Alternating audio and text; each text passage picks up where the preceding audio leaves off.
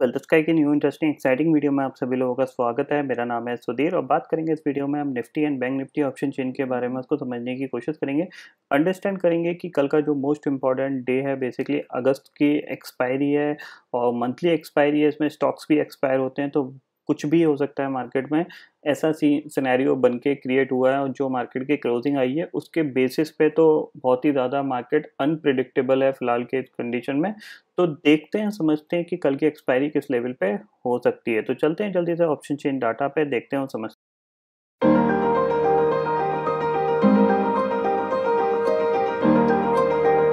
तो मैं आ गया हूँ एनएससी की वेबसाइट पे जहाँ पे हम Nifty and bank Nifty option chain data समझने की कोशिश कर रहे हैं। तो सबसे पहले आज की क्लोजिंग आप देख सकते हो 11,549 पे निफ्टी क्लोज हुआ है, 77 पॉइंट ऊपर बंद हुआ है। अब कल के व्यू के अकॉर्डिंग यहाँ पे, जबकि मैंने आपको कल बताया था कि मैं मार्केट अगर ओपन मिलेगा या 11,520 की रेंज के आसपास मिलता है तो मैं शॉर्ट करना पसंद करूंगा, तो उसी के अकॉर्डिंग यहाँ पे शॉर्ट प्लान किया गया था। यहाँ पे आप देख सकते हो कि यहाँ पे हुआ क्या कि मार्केट जैसे खुला पहली कैंडल पे ही इसने ऑलमोस्ट एक तेज गिरावट दिखाई, फिर थोड़ी सी रिकवरी दिखा के इसने गिरना गिरना स्टार्ट कर दिया।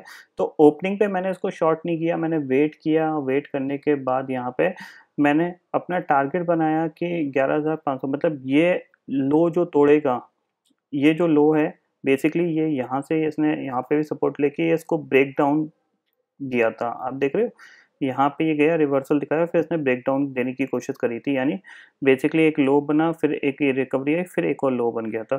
तो मुझे एक्सपेक्टेशंस ये थी कि अगर ये लो टूटता है तो हमें जो निफ्टी है वो 11,400 तक जाता हुआ दिखाई दे सकता है, यानी करीब करीब 60 पॉइंट की गिरावट देखने को मिल सकती है। तो मैंने अपना जो शॉर्ट का प्लान बनाया वो इसी के नीचे बनाया। बट मार्केट ने अगले 15-20 मिनट में ये चीज़ रियलाइजेशन दिखा दी थी कि ये इसके नीचे नहीं जाएगा, क्योंकि जो ऑप्शन चेन में डाटा बन रहा था वो ये बता रहा था कि 11,500 के नियरेस्ट ही यहाँ पे कॉल राइटर और पुट राइटर दोनों एग्रेसिवली राइटिंग कर रहे हैं। अगर पोजीशंस की बात करें तो आप देख सकते हो यहाँ पे ये पोजीशन है आज के दिन की। यहाँ पे 5,000 के नेट प्रॉफिट में मैंने पोजीशन काट दी थी, मतलब ऑलमोस्ट मेरी ट्रेडिंग 11 बजे तक खत्म हो चुकी थी जब मेरे को ये चीज़ रियलाइजेशन हो गई थी कि मार्केट पूरा साइडवेज रह सकता है। किस तरीके से रह सकता है वो भी मैं आपको बताऊंगा। तो सबसे पहले सेम जो कल का प्लान था कि हम शॉर्ट ही करेंगे, तो मैंने यहाँ पे बैंक निफ्टी को 23,000 की कॉल सेल करी थी। इवन 23,000 की पुट भी मैंने सेल करी थी कि मेरे को लगा था कि 23,000 के आसपास बैंक निफ्टी कामकाज कर सकता है, जैसा कल के दिन किया था ऐसा ही कर सकता है। तो थोड़ी देर में ही जब बैंक निफ्टी ने जब ये ब्रेकआउट दिया था, आप ये देख रहे हो ये ब्रेकआउट लेवल था, ब्रेकआउट दिया था, ब्रेकआउट के बाद ये इस लेवल के नीचे नहीं जा रहा था, मतलब 23,200 के नीचे नहीं जा रहा था। तो फिर मैंने अपनी पोजीशन को स्क्वायर ऑफ कर दिया यहाँ पे, और इसमें जो ये पोजीशन थी ये छोटा मोटा प्रॉफिट में इसको काट दिया। ये हैजिंग के पर्पस की थी, 23,800 की कॉल, 24,000 की कॉल। और ये एचडीएफसी बैंक का फ्यूचर शॉर्ट किया गया था यहाँ पे कि जब आप मंदी की बात करोगे तो जाहिर सी बात है मंदी वाला स्टॉक दिखोगे। तो एचडीएफसी बैंक सुबह से थोड़ा सा वीक दिख रहा था, तो मुझे इसी के बेसिस पे लग रहा था कि ये बैंक निफ्टी को नीचे ला सकता है। अगर ये बैंक निफ्टी को नीचे लाएगा, इवन सुबह सुबह रिलायंस भी थोड़ा सा वीक लग सुबह रिलायंस भी थोड़ा वीक लग रहा था, एचडीएफसी बैंक भी वीक लग रहा था, मतलब दो हैवी वेट अगर वीकनेस दिखाएंगे तो जाहिर सी बात है मार्केट नीचे आ सकता है। बट उसके बावजूद नीचे आने को तैयार नहीं हो रहा था बैंक निफ्टी। तो इट्स इंडिकेट कि जो अदर स्टॉक्स हैं बैंक निफ्टी में जिनका वेटेज कम है वो हैवीली स्ट्रांगली पार्टिसिपेट करेंगे। जैसा कि आपने आज देखा इंडसइंड बैंक 7%, कोटक महिंद्रा बैंक 3%, आपको एक्सिस बैंक 3% चलते हुए दिखाई दिए। इवन रिलायंस ने भी कह सकते हैं 11 बजे के बाद एक अच्छी रिकवरी दिखा के निफ्टी को ऊपर की तरफ क्लोज कराया है। सेम चीज़ यहाँ पे आप देख सकते हो, 11,500 की कॉल भी सेल करी गई थी और 11,600 की हेज के साथ करी गई थी, क्योंकि एक्सपायरी के नियरेस्ट है, कुछ भी मूवमेंट आ सकता है। तो ये सारी पोजीशन शॉर्ट साइड की ही थी। फर्क सिर्फ इतना सा है कि यहाँ पे जो शॉर्ट्स प्लान किए गए थे वो लेवल टूटे नहीं, तो हमने एग्रेसिवली शॉर्ट किया नहीं, छोटी मोटी पोजीशन बना के कोशिश करी शॉर्ट करने की, ट्रेड करने की, लेकिन उसमें रियलाइजेशन हो गया 15-20 मिनट में कि मार्केट कहीं नहीं जाएगा, सारा मार्केट ज़्यादातर कंसोलिडेशन में निकालेगा। तो फिर क्यों टाइम वेस्ट करने का, हमने अपनी सारी पोजीशन को क्लोज किया। क्लोज करने के बाद सिर्फ मार्केट को वॉच किया।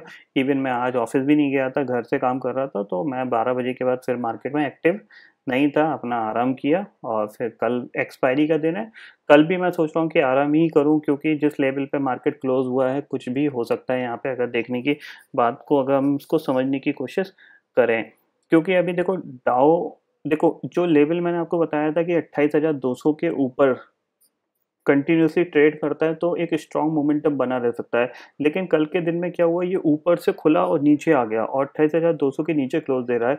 तो आज का दिन एक इम्पॉर्टेंट रहेगा इसके लिए कि अगर ये आज भी नहीं निकल पाता है तो इसमें भी एक थोड़ा-सा रिट्रेसमेंट देखने को मिल सकता है और वो रिट्रेसमेंट कहाँ तक का आ सकता है, इस चीज़ को हम डिस्कस कर लेते हैं। वो रिट्रेसमेंट आपका करीब-करीब 28,000 तक आ सकता है और 27,500 तक आ सकता है।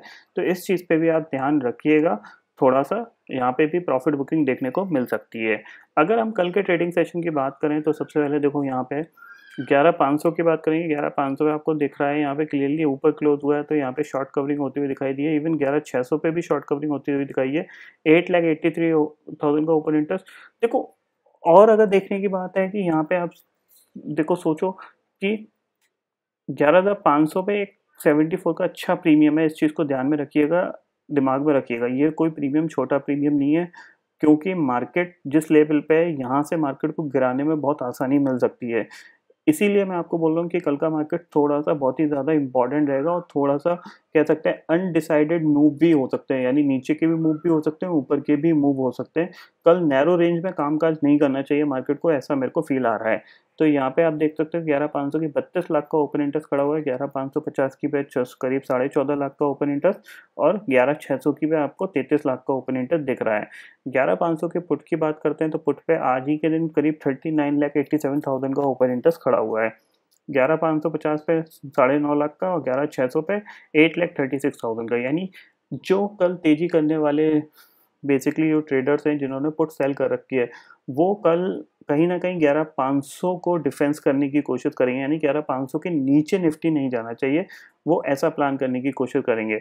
और जो मंदी करने वाले हैं, जो आपको दिख रहा है 11,550 और 11,600 के, ये कहीं न कहीं डिसाइड करेंगे कि 11,550 के ऊपर निफ्टी नहीं जाना चाहिए, यानी इसके बीच में निफ्टी ट्रेड करना चाहिए। अब होगा क्या, इसके बीच में तो यानी इसके बाहर कहीं निफ्टी निकला तो कुछ भी मूव बन सकता है, यानी नीचे अगर इसके बाहर नीचे की तरफ जाता है तो आपको दिख रहा है ये जो पुट राइटर्स हैं इनको प्रॉब्लम होने लगेगी, यानी इनको लॉस होने लगेगा।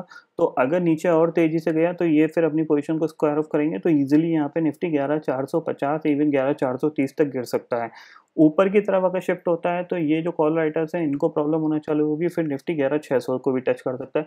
मतलब आप कुछ भी प्लान नहीं कर सकते ऐसे मार्केट में, या तो आप शॉर्ट प्लान करो या तो आप बाय प्लान करो, दोनों कंडीशन में कुछ भी हो सकता है। तो मैं कल इसीलिए आराम करने की सोच रहा हूँ, क्योंकि क्यों सरदर्दी लो जब आपको पता है कुछ भी हो सकता है, तो फिर आप अवॉइड करो एक ट्रेडिंग सेशन, उसके बाद दुनिया भर के ट्रेडिंग सेशन है उनमें काम कर लेंगे।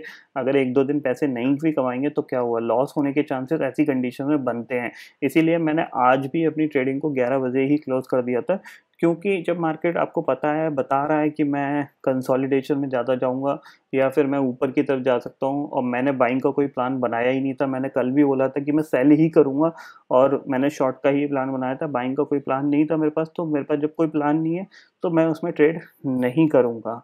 अगर मैं चार्ट पे समझने की कोशिश करूँ तो देखो फिलहाल ये हमारा लेवल था जो आज निफ्टी ने टच कर दिया, इसके ऊपर क्लोज दिया है। अगला लेवल है 11,624 का, इस चीज़ पे आप ध्यान रखिएगा। निफ्टी से ज़्यादा इम्पोर्टेंट है बैंक निफ्टी।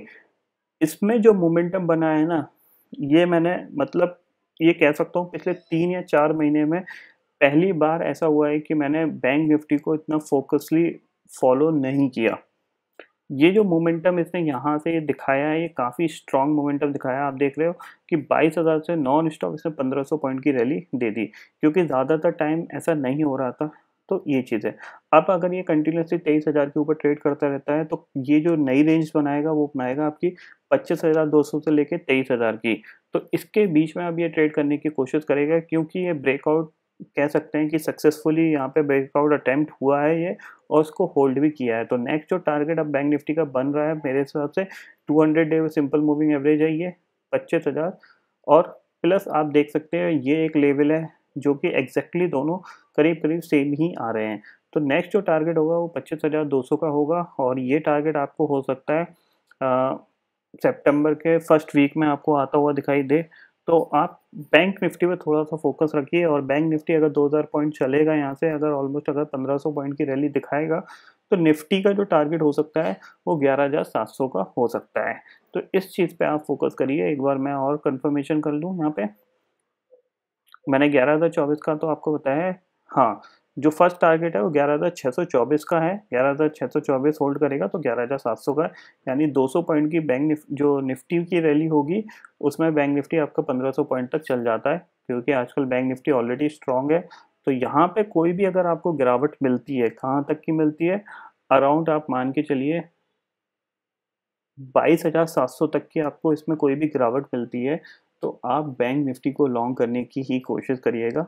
फिलहाल मंदी बैंक निफ्टी में थोड़ी सी नहीं दिख रही है, इस चीज़ को आप समझ लीजिए। बाकी हमें परसों जब नई सीरीज स्टार्ट होगी तब चीज़ें और क्लियर हो जाएगी।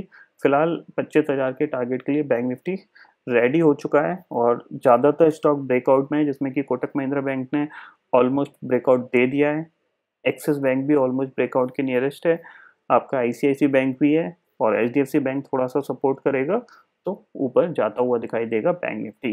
तो इस तरीके से आप आगे आने वाले दिन की प्लानिंग करिए। कल का दिन मेरी तरफ से अवॉइड है, कल की तरफ से मेरी तरफ से कुछ भी नहीं है यहाँ पे, क्योंकि कल मैं ट्रेड नहीं करने वाला हूँ, ऐसा मैंने प्लान कर लिया है। ये चीज़ है, तो कल छुट्टी, परसों देखेंगे कि नई सीरीज में क्या होता है, और फिर सैटरडे संडे छुट्टी, फिर मंडे को फ्रेशली मैं ये सोच रहा हूँ कि मंडे से ही देखा जाए मार्केट, क्योंकि अभी मार्केट क्या है कि बहुत ही ज़्यादा बोरिंग सा हो गया है, पूरे दिन क्या करता है कुछ नहीं पता। आप देख रहे हो, ये देखो खुला, उसके बाद आपका ऑलमोस्ट 10:30 बजे से लेके 2 बजे तक कोई मोमेंटम नहीं, और 2 बजे के बाद आपका ये 100 पॉइंट का मोमेंटम आया। अब ये 100 पॉइंट कमाने के लिए आपके 100-150 पॉइंट चले जाएं तो क्या फ़ायदा फिर उस चीज़ का। तो हम देखेंगे, या तो इसमें एक थोड़ा सा रिट्रेसमेंट आए तो अच्छी बात है, तो एक मोमेंटम पकड़ने को मिलेगा, अदरवाइज मैं थोड़ा सा ट्रेडिंग सेशन अवॉइड कर रहा हूँ। यहाँ पे सिर्फ मेरा जो फोकस है वो यही है कि मैं 22,700 के नीचे के पुट सेल करने में थोड़ा सा इंटरेस्टेड दिख रहा हूँ, तो मैं इनको करने की कोशिश करूँगा अगली सीरीज़ में। 22,700 के पुट सेल करने का, पुट सेल करूँगा मैं, कॉल सेल करने में इंटरेस्टेड नहीं हूँ। सेम चीज़ निफ्टी के लिए अगर मैं बात करूँ तो निफ्टी में जो मैं करने वाला हूँ वो यही है कि मैं 11,300 के नीचे की जो पुट्स हैं उनको सेल करने की कोशिश करूँगा, क्योंकि यहाँ पे जो ब्रेकआउट्स हैं वो कंटिन्यूसली आ रहे हैं, और जैसे कि ग्लोबल माहौल स्ट्रॉन्ग है तो ये फ़ायदा मिल रहा है हमारे मार्केट को भी, मार्केट हमारा ऊपर जा रहा है। थोड़ा रिट्रेस होता है तो बहुत अच्छी बात है, तो फिर थोड़े से पुट सेल करने में और मज़ा आएगा। अभी प्रीमियम काफ़ी ज़्यादा कम है। अगर डाउ फ्यूचर की बात करें तो फिलहाल आप देख सकते हो ये सुबह करीब 80 पॉइंट नीचे कामकाज कर रहा था, अभी ये प्लस हो गया है, तो देखेंगे कि कैसा ट्रेडिंग सेशन रहता है डाउ के अंदर। तो आई होप दोस्तों ये पर्टिकुलर डाटा आपको समझ में आ गया होगा। दोस्तों फिलहाल इस वीडियो में इतना ही है। आई होप ये वीडियो आपको पसंद आएगा। वीडियो पसंद आता है तो लाइक और शेयर जरूर करिएगा, और चैनल को जो सब्सक्राइब कर लीजिए, क्योंकि मैं ऐसा दिन लेके आता रहूँगा हर दिन आपके लिए नए नए वीडियो। इसी की तरह शुक्रिया दोस्तों।